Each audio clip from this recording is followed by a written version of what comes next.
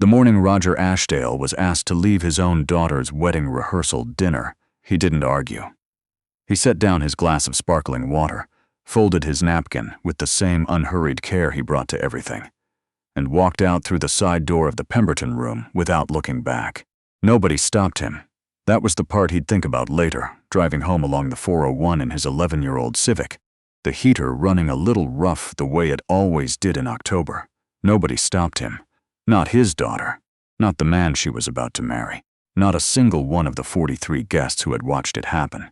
He merged onto the exit ramp and turned the radio off. The silence felt appropriate. Roger Ashdale had spent most of his adult life being underestimated.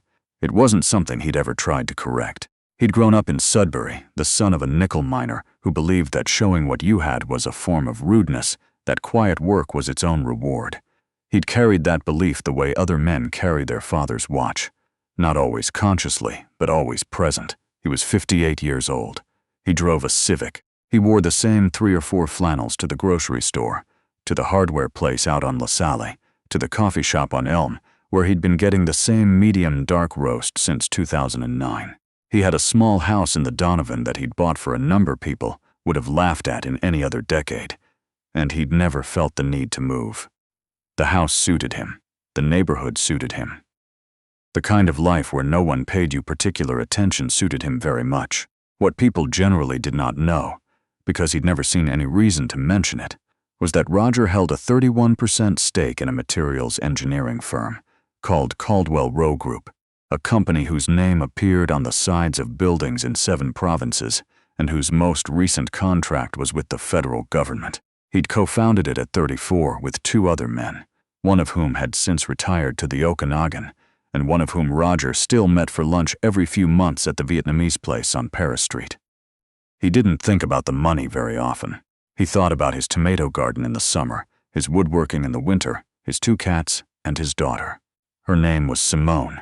Simone Ashdale was 31, which Roger supposed was old enough to make her own decisions, including the decision to invite her father to a rehearsal dinner and then, in front of everyone, ask him to leave because he was, and these were the words she used, delivered quietly but not quietly enough, embarrassing the family. The family in this context meant the Crofts.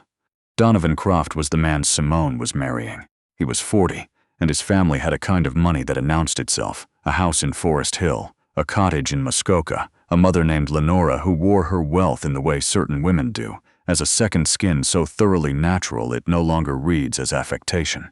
They were good people, Roger suspected.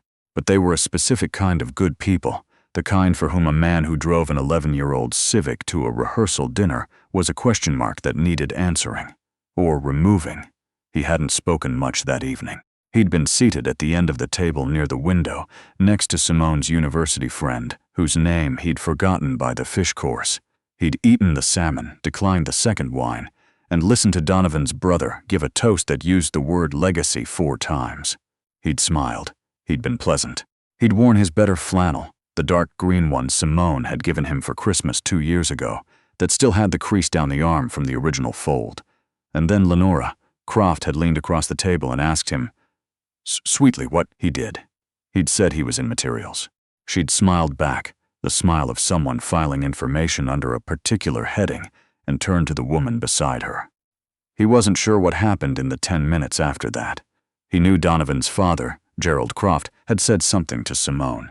He knew Simone had come to find him at his end of the table, her face arranged in an expression he didn't quite recognize. Not anger exactly, more like the face of a woman who had decided something and was past the point of reconsidering it. She'd asked him to leave. He'd set down his glass, folded his napkin, and gone. He didn't call her for 2 weeks. This wasn't cruelty on his part or strategy. He simply didn't know what to say, and Roger Ashdale had never been in the habit of speaking when he didn't know what to say. He worked in the shop. He put up new shelving in the back bedroom. He drove out to see his old friend Marcus Webb at Caldwell Rowe's Sudbury office. Not because there was urgent business, but because he liked driving in October, liked the trees along the highway going gold and orange, liked the way the landscape up north reminded him of being young and unencumbered. Simone called him first on a Thursday evening in the 3rd week. She said she was sorry. She said it had been a stressful night. She said Lenora had made a comment and Donovan had been anxious, and she just needed everything to go smoothly. Roger listened. He said he understood. He asked if she was happy. She said yes. She said Donovan was a good man. She said she hoped Roger would still come to the wedding. He said he would, and he would have left it there. He would have put on his good suit, driven down to Toronto, sat in a pew and been glad for her. He was, despite everything, glad for her. That was the thing about Roger. The thing that people who underestimated him tended to miss. His capacity for forgiveness was not weakness. It was a deliberate and considered act renewed daily, like watering a plant. What he had not expected was the invitation. It arrived by mail on a Saturday, which was already slightly odd since he'd already been verbally invited. It was a formal card, cream-colored, embossed. His name was printed in a font that looked handwritten but wasn't. Inside, in the bottom right corner, below the time and the address of the church, there was a handwritten line. An actual handwritten line in blue ink in Simone's looping script. Dress code, formal. Please dress accordingly. Roger held the card for a moment. Then he set it on the kitchen counter next to the fruit bowl and went to feed the cats. He thought about it for a day. He turned it over in his mind the way he turned wood in the shop, examining the grain, the weight, where the knots were. He knew what the line meant. He knew because Simone knew, had always known, in the way children know things about their parents even when neither party has put it into words, that Roger didn't own a proper suit, that he showed up to things in his clean flannels and his dark trousers and his one pair of presentable shoes, that this had been for a long time quietly embarrassing to her, and that the line on the invitation was not a reminder. It was a warning, a small, deliberate cruelty dressed up as courtesy. He wasn't angry. He wasn't hurt exactly, or rather, he was hurt, but he placed the hurt carefully in a specific part of himself and kept it there, separate from the question of what to do next. What to do next was actually quite simple. He picked up the phone and called Andrew Reyes. Andrew Reyes was the kind of man who made things happen quietly. He'd worked with Caldwell Rowe for the better part of a decade, not in engineering, but in the administrative layer that ran beneath the company's visible life, the contracts, the arrangements, the logistics that allowed a firm of that size to function without friction. He was 39, sharp, and he owed Roger a favor that neither of them had ever had to articulate. Roger explained what he needed. Andrew did not ask questions. On the morning of the wedding, a car arrived at Roger's house on Spruce Street at 9:45. Not a town car, a proper one. Dark, long, with 2 men in the front and 2 more who stepped out when it pulled up to the curb. They were not large men in the theatrical sense. They were simply men who carried themselves in a way that made people pay attention without knowing exactly why. Roger came out of the house in the suit. The suit had been made 18 years ago by a tailor on St. George Street in Toronto, a man named Bertolucci who'd since retired, and Roger had worn it exactly twice. Once to a federal government reception where Caldwell Rowe had been recognized for their work on the National Infrastructure Initiative, and once to the funeral of his old friend Paul Marchand, who'd been the 3rd co-founder and had died too young at 51. The suit was charcoal. The fabric was the kind of fabric that doesn't incense itself, but that people with a certain kind of eye stop and look at. The cut was perfect because Bertolucci had been meticulous, and because Roger, despite everything, had the kind of build that a good tailor works with gratefully. He got into the car. He did not think about what would happen when he arrived. He thought about Simone at 8 years old, in the back seat of the old Tercel, singing to herself on the way to swimming lessons. He thought about her at 16, sitting across from him at the kitchen table after her mother had left, not crying, just quiet, the 2 of them eating scrambled eggs and not needing to say anything about it. He thought about how proud he was of her and how that pride lived in him independently of everything she had done or said or failed to do. The car pulled through the gates of the Blackwood estate where the wedding was being held. He was aware of the shift before he was through the entrance. He felt it the way you feel a change in weather. Not a single thing, but a convergence of small signals. The gravel crunching differently under the weight of the car. A group of early arriving guests turning to look. One of Andrew's men opening the door for him before he could reach for the handle himself. He stepped out. He was not performing. That was perhaps the most important thing. He was not trying to make an entrance, not trying to prove anything. He had simply decided to be exactly who he was, without apology, and to let that land however it was going to land. It landed hard. The first person to reach him was a man he didn't know, tall, silver-haired, with the slight tension of someone whose job at this particular event was to manage exactly this kind of situation. "Mr. Ashdale," Roger said. "I'm the bride's father." The man looked at the car. He looked at the two men who had stepped out and now stood at a quiet, respectful distance. He looked at Roger. "Of course," he said. "Of course, right this way." Donovan Croft saw him first. Roger had been expecting something from Donovan, had prepared for it. The way he prepared for things, not with rehearsed speeches but with a settled sense of what he would and wouldn't do. Donovan was standing near the entrance to the garden with two of his groomsmen, and Roger watched him register the car, register the men, register the suit, and then register Roger's face, and he watched the understanding move across Donovan's expression in stages, like light changing on water. Donovan excused himself and walked over. He was, Roger had to concede, composed. Whatever else you said about the man, he was composed. "Roger." He extended his hand. Roger shook it. "I'm glad you came. Thank you for having me," Roger said, which was true and which he meant to be understood as nothing more than what it was. There was a pause. Donovan glanced back briefly at the car. "I didn't realize," he started. "No," Roger said simply. "Most people don't." He did not see Simone until she was walking down the aisle.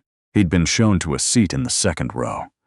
Not because he'd asked for it, or because anyone had particularly arranged it for him, but because Gerald Croft, who turned out to be a man with considerable social instinct, had quietly and firmly moved things around when he understood who was sitting in the fourth row. Roger had tried to wave this away. Gerald had not been moved. So Roger sat in the second row and watched his daughter walk toward the man she was going to marry, and she was beautiful. She was wearing a dress that swept the stone path, and her hair was pinned up the way she'd worn it to her graduation, and she was beautiful. And Roger felt the familiar weight settle in his chest that had been there since she was born, that specific heaviness that wasn't grief and wasn't joy, but was both of them compressed into something that had no proper name. She looked at him when she reached the altar, just once.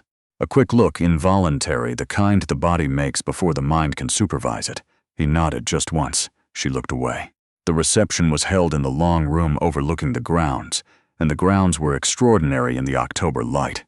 Maples going red, the air cold and clean, the kind of afternoon that makes southern Ontario feel, briefly and unexpectedly, like somewhere you'd choose to be. Roger had been placed at a table near the back. He understood this and didn't mind. He sat with a retired schoolteacher named Helen who told him about her grandchildren, and a man named Phil, something who worked in insurance and who spent most of the dinner looking at his phone. Roger ate the beef. He drank half a glass of wine.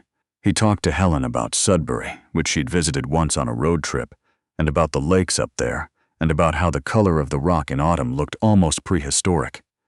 It was during the speeches that things shifted again.